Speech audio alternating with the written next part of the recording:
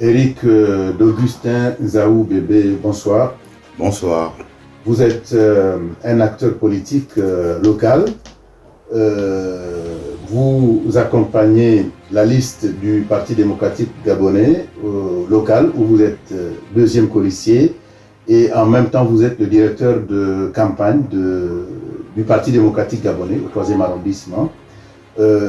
Dites-nous d'abord, pour vous, le contexte politique actuel.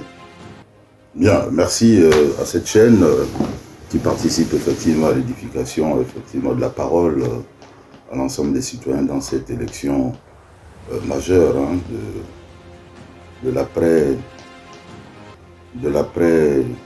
comment dirais-je, contexte transition que nous avions connu. Ce que je peux tout simplement dire, c'est que effectivement, je suis Éric Nzaoubébé. Je suis le deuxième colistier de la liste du PDG dans le 3e arrondissement et je suis en même temps directeur de campagne et porte-parole effectivement de ce mouvement dans le 3e arrondissement. Il faut d'abord définir un contexte, c'est que je suis d'abord un membre de la société civile. Sur le plan historique, j'ai contribué à l'édification effectivement d'un mouvement populaire qu'on appelait le MAL, ensuite le Groupe Tchango, où j'ai été président exécutif et ensuite toujours directeur de campagne, qui a permis effectivement d'amener l'homme Gabriel Tchango sur l'échiquier politique local et national. Et à l'issue de ça, en 2011, vous voyez dans l'histoire, il a regagné les rangs du PDG, mais nous sommes restés comme tels. Et lorsque il y a eu effectivement cette reconfiguration politique, puisque j'ai toujours participé à des rôles importants dans ces enjeux politiques, et comme je faisais partie effectivement des personnes ressources dans le 3e arrondissement en tant que fils, donc il m'a sollicité pour être avec lui dans cette bataille parce qu'il pensait qu'il avait beaucoup de choses encore à faire qu'il n'avait peut-être pas réussi. Donc je pense que face au contexte que nous connaissons, nous avons effectivement été dans un système et depuis le 30 août 2023, tout le monde le sait, nous sommes passés à une autre phase. Il y a eu la transition avec un environnement et un contexte qui a permis d'aboutir à ce qu'on a appelé le dialogue national inclusif. Et sur la base de ce dialogue, il y a eu un certain nombre de recommandations qui a permis d'amener le peuple à aspirer effectivement à une nouvelle constitution. Nous sommes passés à un référendum et tous les citoyens, effectivement dans leur démarche, pensaient qu'il fallait effectivement aller dans un autre pan de l'histoire sociale, économique, politique de notre pays, et tout le monde a adhéré. Ensuite, il y a eu des élections présidentielles, encore là, nous avons soutenu le président effectivement de la République, puisqu'il fallait être dans une certaine logique politique, ayant soutenu un référendum avec sa constitution, puisqu'il faut le dire, la constitution elle est impersonnelle, lorsque les gens sont partis ensemble pour dire oui à la nouvelle constitution, parce que le contexte aidant, on voulait effectivement changer un peu de paradigme. Et ce cadre légal constitutionnel a permis effectivement d'aboutir à un nouvel environnement avec des nouvelles élections. Et l'homme fort de cette situation étant le président actuel, donc le général Piscotter Oligui, il était logique que nous l'accompagnions aussi. Donc nous avons participé dans le cadre de cette mobilisation et à ce plébiscite pour soutenir le président actuel, Brice Clotaire. Aujourd'hui, nous sommes maintenant, passons dans ce contexte, nous sommes dans des élections, on peut dire des élections locales, puisque c'est des élections de proximité. Et le parti gabonais, en tant que parti, il faut bien le dire, il y a une disparité, effectivement, puisqu'il y a eu une éclosion de part et d'autre dans ces mouvements, dans ces mutations. Et des hommes ont pensé qu'il fallait reconstituer effectivement ce parti. Et lorsque j'ai été interpellé par quelqu'un que vous connaissez, Gabriel Tchango, qui dit qu'il peut encore apporter une contribution, je vais voir comment je pourrais apporter ma contribution dans l'édification effectivement d'un Gabon fort dans la 5e République. Je pense que l'enjeu se situe à ce niveau parce que pour moi, le PDG n'est qu'une personne morale et ce sont les hommes qui participent à la vie économique à travers leur vision, leur capacité à mettre en œuvre des projets pour l'intérêt des populations. Donc c'est pour cela, pour moi, en tant qu'acteur de la société civile, militant effectivement dans un mouvement politique déjà ancré depuis plus 50 ans, je pense que c'est encore possible de rêver avec ce PDG qui est fortement implanté sur l'ensemble du territoire national. Alors, le PDG est une personne morale, donc ce sont les hommes qui comptent, si je vous ai bien compris, et d'autant plus que vous accompagnez un homme valable au 3e arrondissement, qui a une histoire avec cet arrondissement. Je suis même tenté de dire un homme très agréable à accompagner au 3e arrondissement, Gabriel Tchango. Tout à fait, parce que l'homme, Gabriel Tchango, dans le cadre de cette fraternité agissante, puisque c'est un aîné, je pense que quand nous avons commencé l'action dans le cadre des mouvements d'action locale, quand on jouait ce rôle, effectivement, sur le plan social, accompagner les gens, jouer effectivement le curage des caniveaux et ensuite aboutir à des élections politiques, il a toujours été très proche des gens. C'est quelqu'un, moi je pense que c'est ce qu'on a besoin pour un homme politique, c'est-à-dire que c'est quelqu'un qui est proche des populations. Et d'ailleurs, dans le concept que nous avons développé lorsqu'on était encore dans le groupe Tchango, puisqu'il a effectivement créé un groupe éponyme, c'est-à-dire qu'on avait développé un concept de la social économie, économie du plus grand nombre, économie plus proche des populations. C'est ce concept-là, effectivement, qui a favorisé l'expression de l'homme à travers le contexte national, parce que pour lui, il était bien, malgré ce qu'il était, puisque étant déjà un opérateur économique, il voulait aussi contribuer à apporter sa modeste contribution auprès des gens, leur octroyant un peu d'abord du travail à travers ces structures économiques, mais aussi participer à la vie économique parce qu'il pensait qu'il devait aussi participer à la construction du pays. Donc je pense que c'est un homme de cœur, un homme de partage, un homme qui est proche des populations, et je pense qu'on a besoin d'une personnalité de ce genre dans le pays. La preuve, je pense que son ascension politique, pourtant on ne lui donnait pas une chimère dessus, mais il a réussi effectivement à supplanter un certain nombre de temps de son histoire politique à travers effectivement d'abord député, ministre de la République, avec jusqu'à ministre d'État. C'est pour dire que c'est un homme agréable. Je pense que le pays a besoin des hommes comme ça. Je pense que le président Oligui a besoin des hommes comme ça, parce que c'est un homme qui est d'abord marqué par une certaine fidélité dans les rapports humains. Il reconnaît toujours là où il vient, sa porte est toujours ouverte. Et je pense que lorsqu'il fallait maintenant choisir quelqu'un avec qui vous avez eu des moments de passion, des moments de fraternité, je pense que le choix était clair. Et c'est pour cela que je demande aux populations du 3e arrondissement, puisque j'aurai l'occasion de le dire, je pense que c'est l'homme de la situation. Gabriel Tchango est votre candidat tête de liste. Gabriel Tchango, c'est le philanthrope, c'est lui qui a construit les écoles, c'est lui qui donne les trousseaux scolaires aux enfants de l'arrondissement et même au-delà. C'est celui qui a toujours, pendant plusieurs années, donné des cadeaux de Noël, etc. C'est l'homme qui contribue à sa manière à aider son prochain. Mais Gabriel Tchango, c'est aussi l'ancien ministre et l'ancien maire de Port-Gentil. Et parlant de la mairie de Port-Gentil, tout le monde n'a pas peut-être trouvé son compte. D'aucuns lui reprocheraient de n'avoir pas fait de grandes réalisations. Voilà, tout à fait sur cette question quand même, puisqu'il faut être factuel. Je pense que lorsque vous avez une ambition pour votre pays, il faut avoir la politique et les moyens de votre ambition. Je crois que lorsque l'homme, Gabriel Tchango, en tant que ministre, il a joué son rôle, sa partition en tant que membre du gouvernement. Donc je pense que s'il a gravi toutes ces échelons, c'est qu'il avait des capacités. Et lorsqu'il décide en 2018 de revenir effectivement et participer à la vie sociale au niveau de Port-Gentil, je suis convaincu qu'il avait une vision claire. C'est celle de développer la commune de Port-Gentil. Or, il s'est avéré que pendant son magistère, en moyenne, il faut le dire, parce que moi j'ai travaillé quand même avec un ancien maire, mais à l'époque, les budgets, je parle du budget qui était affecté à la commune de Port-Gentil, était autour de 17 milliards de francs CFA. Or, lorsque M.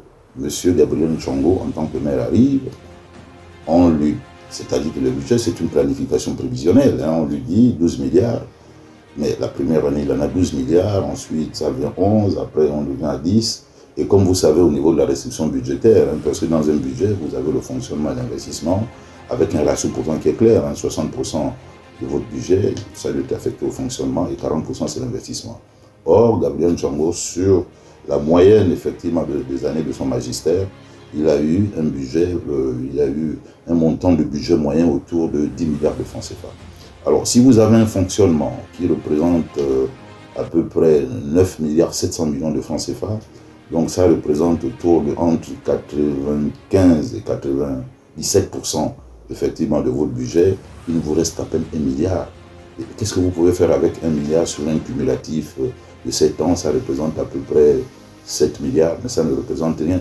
Quand vous faites une approche comparative, lors effectivement de la transition qui a eu lieu, je pense que le président de la République a remis 7 milliards, je ne sais pas si c'était au niveau de la province ou au niveau de la commune, mais déjà, tu vois, à un seul pont, vous remet 7 milliards, alors que lui, c'est ce qu'il a reçu en cumulatif pratiquement sur 7 ans.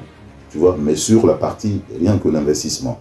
Donc, à titre comparatif, une route au Gabon, faire 1 kilomètre de route, c'est 1 milliard. Donc, ça veut dire qu'en termes d'investissement, tu ne peux réaliser qu'avec un seul milliard. Or, l'homme, dans sa capacité, a mis en œuvre effectivement des moyens et des mesures lui ont permis quand même de réaliser, quand même, comme on peut dire, des micro-investissements, des micro-projets. Donc, c'est pour cela il a pu réaliser, comme vous le saviez, un certain nombre d'investissements institutionnels, hein, avec les mecs moyens. J'espère que vous me poserez la question pour aller sur les détails. Mais sur le plan social, on peut le dire, c'est que son ambition, en fonction des moyens qui lui auront été octroyés par l'État central, ne lui ont pas permis effectivement d'amorcer la vision qu'il avait sur le développement de la commune de Port-Gentil. Et je pense même que pour lui, c'est cette revanche-là qu'il souhaiterait aborder parce que aujourd'hui, avec le nouveau contexte politique, la décentralisation qui va arriver, donc on pense que cela, avec une décentralisation aussi des moyens, puisque quand on parle de décentralisation des moyens, il y a aussi la décentralisation sur le plan financier, puisqu'il y aura effectivement une péréquation qui va se faire en fonction de notre environnement social, en fonction de notre démographie. Et là, nous pensons que c'est pour cela même, ça fait partie des enjeux de cette élection.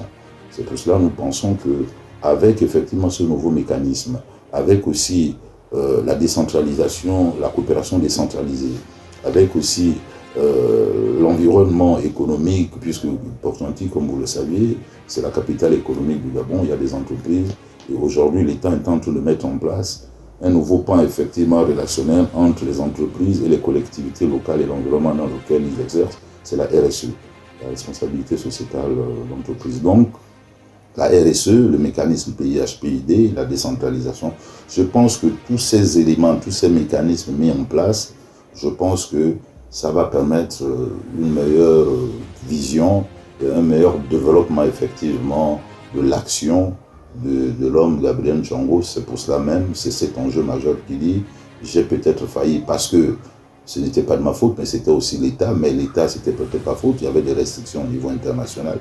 Il y avait un contexte difficile pour le pays. On est parti dans la situation du Covid, que vous avez bien compris. C'était difficile pour le pays. Aujourd'hui, le nouveau contexte politique fait qu'il y a une ouverture qui est là, dans le concert des nations. Et je pense qu'avec la redistribution, le nouvel environnement, avec la décentralisation, les mécanismes, avec la loi sur la RSE, responsabilité sociétale des entreprises qui doivent participer effectivement au développement des communes ou des territoires là où ils exercent une activité.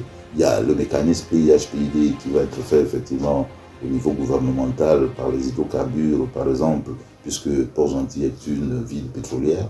Nous pensons que le ratio sur l'investissement, donc les 40% qui sont décrits dans l'ancienne loi de décentralisation peut être effectif avec l'autre mécanisme de redistribution qui a été mis en place lors de la dernière commission effectivement sur la nouvelle décentralisation qui vont être mise en place, je crois en 2026, comme a dit déjà le ministre de l'Intérieur. Voilà.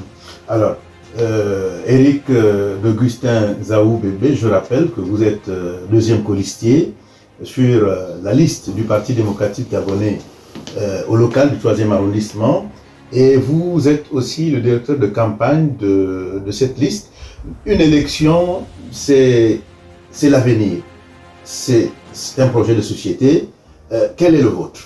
Voilà, c'est-à-dire que c'est pour cela que je vous disais d'abord, pour mettre en place effectivement, pas un projet de société, parce qu'un projet de société, c'est au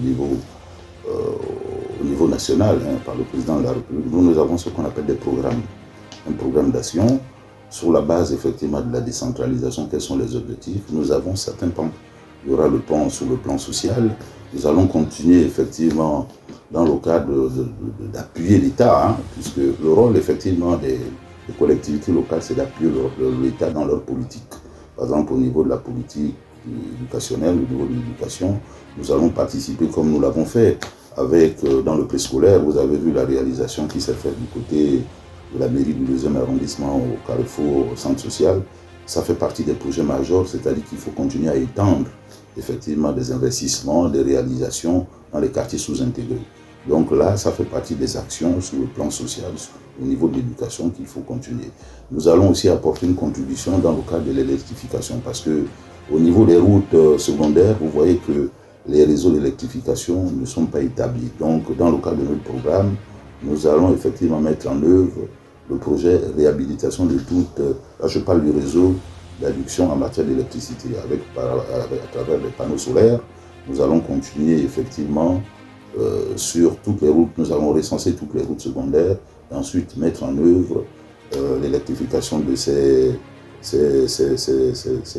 panneaux solaires pour électrifier toutes ces zones qui sont des zones d'insécurité, parce que lorsque nous avons discuté dans le cadre de nos activités de campagne de proximité, il nous a été remontée cette information sur l'insécurité et qu'il fallait nécessairement mettre en œuvre effectivement cette politique d'électrification. Nous allons aussi participer conjointement avec la ICG dans le cadre du programme sur les adductions des zones où il manque d'adduction d'eau. Nous allons aussi convenir, puisque ce serait maintenant notre rôle. C'est ça le rôle de la décentralisation, c'est-à-dire que l'État central ne pouvant plus jouer ce rôle, ce sont les collectivités locales qui essayent d'apporter et de soutenir l'État pour être plus proche des populations, pour apporter effectivement les meilleurs cadres de vie à ces populations. Et donc là, je parlais d'un volet à l'électricité et eau. Nous avons aussi un autre pan au niveau éducationnel, je vous en parlais, mais nous allons aussi soutenir un autre aspect important, c'est celui effectivement de mettre en œuvre une politique sportive au niveau local. C'est-à-dire que nous souhaiterions par exemple, comme à l'époque avec l'OXU, mettre en place effectivement un championnat pour les jeunes à partir des écoles primaires et des écoles secondaires pour revitaliser effectivement la culture du sport et qui va permettre effectivement de rendre les jeunes beaucoup plus vers beaucoup plus l'émulation effectivement des jeunes talents dans ce domaine-là, puisque on voit bien qu'il y a des jeunes qui n'ont plus même d'espace. Donc nous pensons par exemple pour le stade de N'Tchengel, le stade Michel Essongué, va être effectivement un cadre qui va permettre l'émulation au mini-sport effectivement de toutes ces activités. Il y a aussi un volet important que nous allons implémenter, c'est effectivement la décentralisation effective à partir des arrondissements. Ça, c'est au niveau administratif. Nous allons soutenir l'action du président de la République dans le cadre de la digitalisation effectivement des actes administratifs, puisque ça fait partie d'un pan de l'action du président de la République. Nous allons aussi voir comment, dans le cadre des voies secondaires, réhabiliter un certain nombre de voies et contribuer davantage effectivement à aller partout là où le besoin se fait sentir à travers le conseil municipal, comment soutenir l'action de l'État plus proche des populations pour un meilleur développement et pour un Gabon digne d'envie. Alors certainement que vous aurez au cours de cette campagne qui s'ouvre dans quelques heures le temps et la latitude de développer ce projet de société avec vos électeurs lors de causeries et meetings. Cette élection a aussi un enjeu. C'est lui, par exemple, vous avez parlé de la reconfiguration des partis politiques. En face de vous, vous avez le nouveau parti politique qui accompagne le président de la République. Et vous représentez donc l'ancien mouvement politique, le Parti démocratique gabonais. Pour vous, quel est l'enjeu principal de cette élection? Non, mais il faut tout simplement dire que, de mon point de vue, il faut suivre l'histoire politique de notre pays par rapport au 30, depuis le contexte du 30 août 2023. C'est-à-dire que il ne faudrait pas que l'on donne l'impression que l'UDB, puisque si je vous fais une analyse objective, alors, l'UDB est un parti qui a été créé par le président de la République. C'est comme à l'époque dans l'histoire de notre pays, avec le bloc démocratique gabonais, qui est devenu le PDG, et puis voilà. Donc le contexte, pratiquement, l'histoire est un éternel recommencement. Alors, ce qu'il faut dire, c'est que, ayant tous accompagné le président de la République, tous, nous avons participé à l'édification, effectivement, du projet de société, puisque la Constitution de la République est une Constitution qui définit un régime présidentialiste.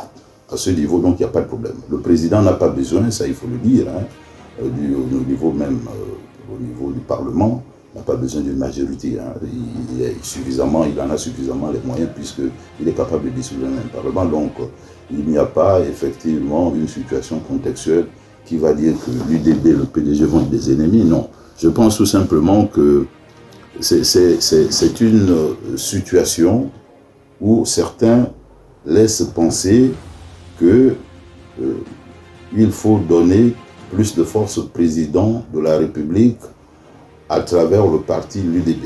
Je pense que ce n'est pas ça.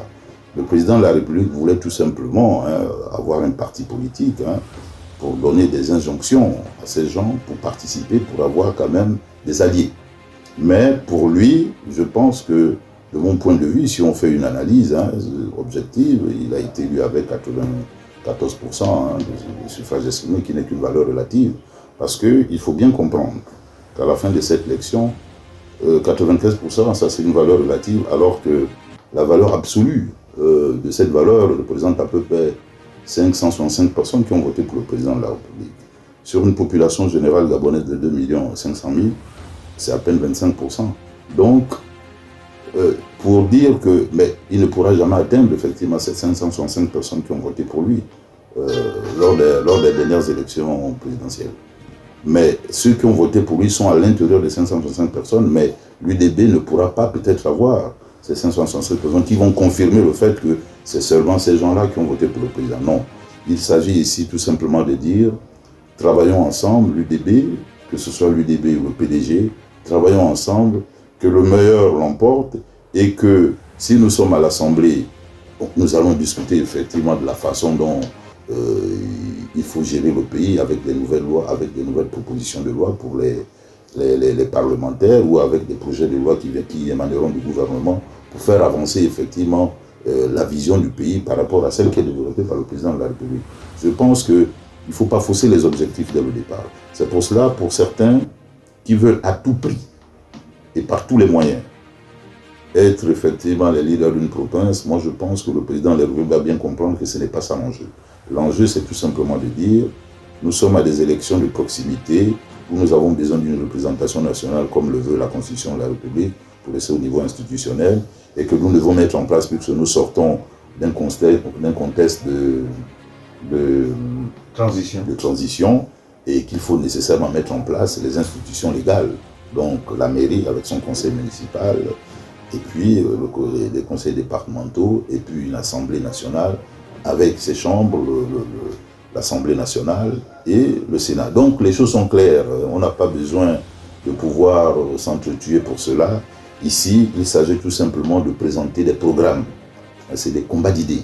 Il s'agit de présenter des programmes, des combats d'idées. Et je pense que le PDG, dans sa régénération, souhaite aussi apporter effectivement une pierre à l'édifice. C'est pour cela, des cadres comme nous, qui avons une vision de développement, qui avons des projets de développement, parce que pour passer entre là, moi, pourtant, je suis dans le 3e arrondissement, mais je suis un cadre, effectivement, dans une société de la place, mais je veux aussi apporter ma contribution parce que je pense que j'ai une vision, j'ai des projets structurants à mettre en œuvre, tels que par exemple la route côtière qui partirait par exemple de Omboué pour aller à Sétékama et qui pourra enjamber les lagunes de la lagune Iguela ou la lagune de Sétékama, ensuite à la Nyanga pour atteindre effectivement l'autre côté de la province sœur de la Nyanga et pour atteindre effectivement le nouveau port de Mayumba avec la création effectivement d'une route côtière d'à peine 200 km qui partirait d'Omboué jusqu'à Sétékama. Tu vois, vous voyez que c'est une autre dimension, c'est tout simplement le pays où en tant que citoyen, étant dans un parti politique qui a fait son histoire, mais qui n'est tout simplement qu'une personne morale, mais nous sommes des nouvelles personnes, nous voulons aussi apporter notre contribution, non pas forcément à l'IDB, mais à un parti qui est suffisamment représentatif pour dire nous sommes ensemble avec le président de la République et que nous soutenons et qu'ensemble nous pouvons effectivement construire le Gabon que nous souhaitons tous. Alors nous arrivons au terme de notre entretien. Un message à l'endroit de vos électeurs du 3e arrondissement. Voilà, je demande aux populations du 3e arrondissement que la liste PDG, le PDG, n'est qu'une personne morale, comme je disais tantôt. Le PDG n'est qu'un nom, c'est comme une entreprise. Ce que nous souhaitions pour vous, c'est qu'aujourd'hui, cette liste, le tête de liste, la tête de cette liste est M. Gabriel Nchongo. Je pense qu'il est l'homme de la situation parce que c'est un homme de proximité. C'est un homme qui souhaiterait peut-être qu'il a failli dans ce qu'il n'a pas pu réaliser lors de sa première mandature, lors de son premier magistère. Mais je pense qu'aujourd'hui, avec le nouveau contexte de la décentralisation, avec la force de l'expérience qu'il a aujourd'hui, dans le cadre de la coopération décentralisée, les mécanismes de jumelage qui s'étaient déjà engagés et qu'il voulait réaliser lors de sa deuxième mandature qui a été stoppée, je pense que c'est l'occasion pour lui de lui donner encore une chance qui permettra effectivement à réaliser le Port-Gentil nouveau que nous souhaiterions dans cette 5e République. Population du 3e arrondissement, ne vous trompez pas. Je pense que Gabriel Nchongo a été toujours un homme proche de vous. Je pense que c'est un homme qui a toujours su porter effectivement sa contribution à l'homme de son environnement social. Il a toujours su apporter sa contribution, que ce soit avec les jeunes, dans la mise en œuvre effectivement des fournitures scolaires. C'est le cœur, c'est un homme de cœur et je pense qu'aujourd'hui, avec la nouvelle vision politique que nous abordons, avec le nouveau paysage politique que nous apportons, il est aussi une chance. N'allez pas vers les sons de sirènes, ceux qui pensent qu'ils sont partis d'un camp pour aller dans l'autre, en se muant à une autre perception. Non, il s'agit d'un homme qui est proche de vous, qui a toujours apporté sa contribution. C'est pour cela, le 27 septembre, ne vous trompez pas. Je pense que Gabriel Nchongo reste l'homme de la situation dans le 3e arrondissement, parce que c'est un homme d'expérience, un homme de cœur, un homme de partage et surtout un homme qui a une vision nationale parce qu'il a su gravir les échelons effectivement de sa vie sociale et politique et il souhaiterait, avant de terminer peut-être sa vie politique, apporter une dernière touche, apporter une dernière contribution à l'édification de cette nouvelle République, à l'édification de ce nouveau Port-Gentil pour que demain, les générations qui partiront sauront qu'il y a eu des hommes qui sont passés par là. C'est pour cela que je vous dis, ne vous trompez pas. Un homme peut faillir, mais l'homme doit avoir la capacité de se renouveler. Et je pense qu'aujourd'hui, il a compris l'enjeu du moment et il est prêt effectivement à s'engager pour le développement de tous dans le 3e arrondissement, dans Port-Gentil et dans le Gabon. Je vous remercie.